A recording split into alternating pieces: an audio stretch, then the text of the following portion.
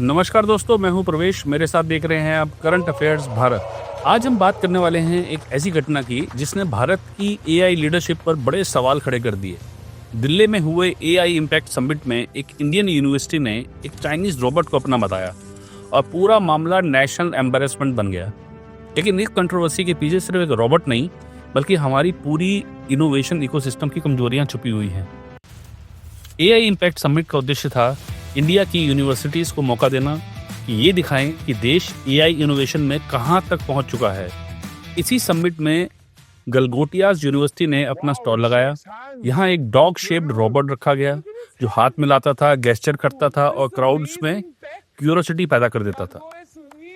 जब DD news का anchor वहां पहुंचा, यूनिवर्सिटी की रिप्रेजेंटेटिव ने कहा कि ये डॉग रोबोट उनकी सेंटर ऑफ एक्सीलेंसी में बनाया गया है और ये देश में पहली बार ऐसा इनोवेशन लेकर आए हैं।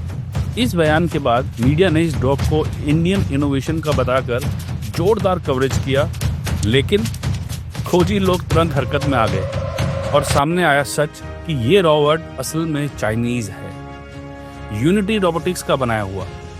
ऑनलाइन इसकी कीमत सिर्फ $2,800 है, यानी लगभग 2.5 लाख रुपए। ये वही मॉडल था जो गलगोटिया ने हमारा बनाया हुआ कह दिया था। इतना ही नहीं, यूनिवर्सिटी ने एक स्मार्ट फुटबॉल भी अपना बताया जो बाद में साउथ कोरिया का निकला। स्ट्राइकर V3 ARF नाम से दुनिया भर में अवेलेबल है। जैसे ही सच सामने आया, सोशल मीडिया पर भारी आलोचना शुरू हो गई। हेडलाइंस आने लगी कि इंडियन यूनिवर्सिटी ने चाइनीज प्रोडक्ट को अपना बताया। गवर्नमेंट तक प्रेशर पहुंचा और अंततः गलगोटियाज का पूरा स्टॉल समिट से हटाने का आदेश दे दिया गया। यूनिवर्सिटी ने सफाई दी कि रोबोट तो चीनी कंपनी का है, लेकिन वे इसे सिर्फ बच्चों को सिखाने के लिए इस्तेमाल कर रहे थे। लेकिन यह स्टेटमेंट डीडी न्यूज़ इंटरव्यू में दिए गए दावों से बिल्कुल मैच नहीं करता था। यही कॉन्ट्राडिक्शन कंट्रोवर्सी को और बड़ा बना देता है। मामले ने और तूल तब पकड़ा जब सामने आया कि विप्रो ने भी एक सिमिलर रोबोट अपने एआई डेमोन्स्ट्रेशन में इस्तेमाल किया था।